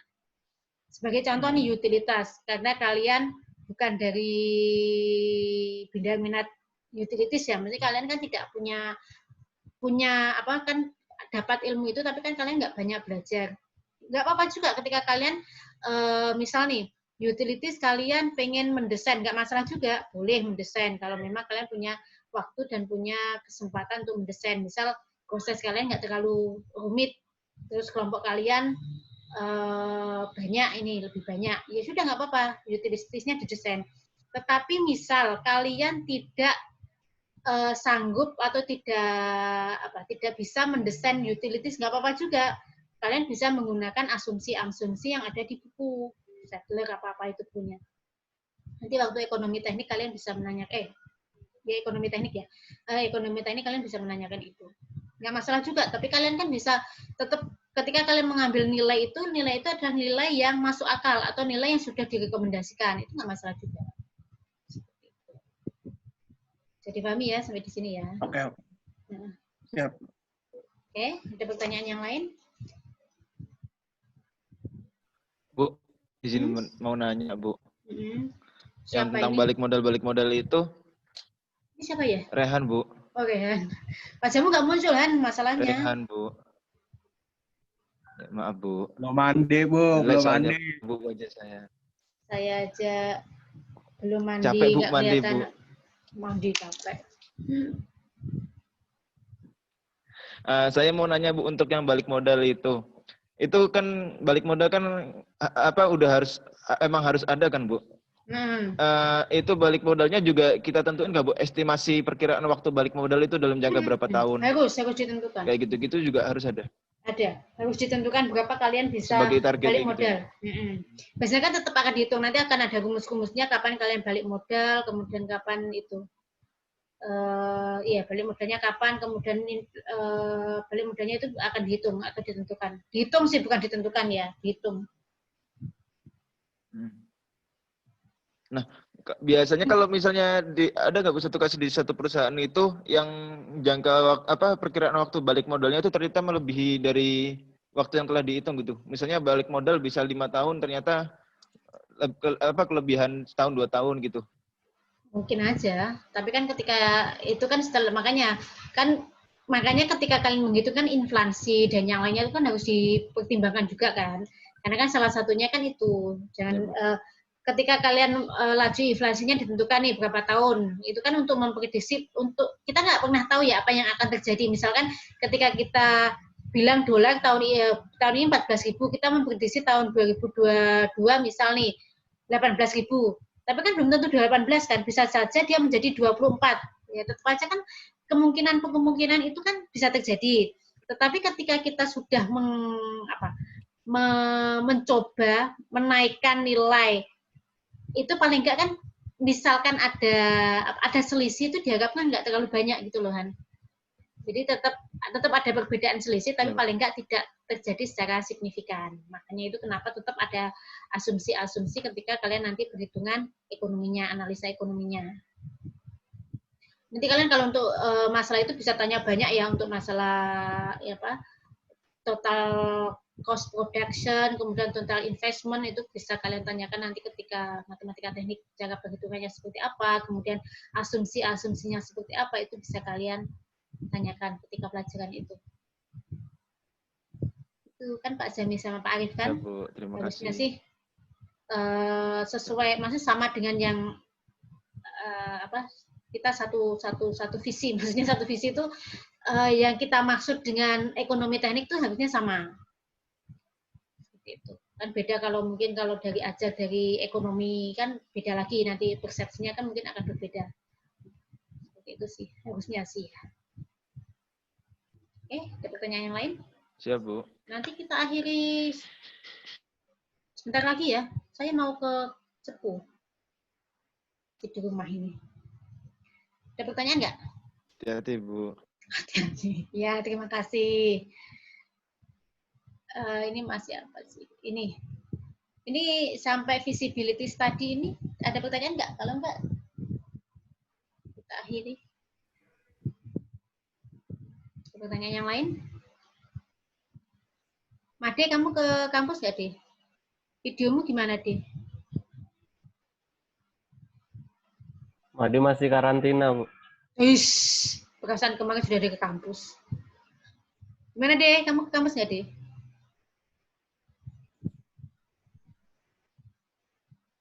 Made karantina dari mana, Rif? Ini Bu, nggak ke kampus Bu, masih karantina Bu. Adi males Bu. Iya, itu karantinanya karena males itu kayaknya.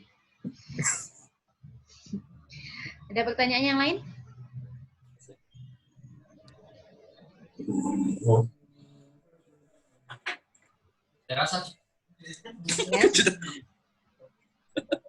Gimana, jelas apa belas? Mana Kama? Made itu kamu lihat nggak sama Ram di layarnya Made itu apa? Chattingan WA dong. Iya Bu, dia Bu, bucin iya, Bu. bukan Zoom-nya tapi WA-nya. Iya Bu. Zoom di HP Bu. Emang kebiasaan gitu Bu. Alen udah nggak ada Bu, Alen Bu. Bimbingan Bu. Udah nggak ada alien Bu sekarang Bu. Made chattingan terus Made. Makanya dia Enggak chattingan Bu. terus. Jadi HKG Bu, nyoman Bu. Ada info nota ini Bu, nota dosen pembimbing Bu. Bohong. Tuh. Sebelahnya Bimbing, bilang Bu. bohong padahal. Ada suka bohong memang, Bu. Gimana? Ya, ada pertanyaan nggak? Dosen pembimbing siapa, deh? Yang dosen Ibu pembimbing. Tun. Perasaan nggak ada apa-apa di saya, di HP saya. Kamu kok bilang ada dosen pembimbing? Aduh, Made deh. Dikasih banget itu. Udah. Wah, ketahuan deh. Pak Made ini emang kok. Ada pertanyaan nggak? Made kurang peduli. Ada pertanyaan? Kalau nggak ada, kita akhiri ya. Nanti saya upload videonya. Lil, gimana Lil? Bangun tidur dia ya Allah. Subhanallah. Enggak, Bu, enggak, Mbak. Anak zaman now. Udah mandi, Bu, Lil. Sudah ya, kalau nggak ada pertanyaan, saya akhiri, nanti saya upload lagi kalau ada waktu. Kita lanjut, nanti kabari ya Ram ya untuk jadwalnya. Jangan bosan ketemu saya ya. Kok perasaan tingkat 4 ini saya semua. Ya, Bu. Nanti bimbingan juga ketemu Ibu. Ini makanya itu. Ya sudah. Yang penting ntar nilai DR bagus, Bu. Apa itu? Nilai DR? Yang penting nilai terakhir bagus. Oh, nilai terakhir. Ya kalau kalian belajar ya pasti bagus lah. Saya nggak pernah nilai jelek kok kalau nggak pas jelek. Betul kan? Siap, Bu. Ya, Bu. Oke, ya sudah. Saya akhiri ya. Ya, Bu. Saya akhiri. Terima kasih, Bu. Assalamualaikum warahmatullahi wabarakatuh. Terima kasih banyak. Jumpa. Terima kasih, Bu. Waalaikumsalam.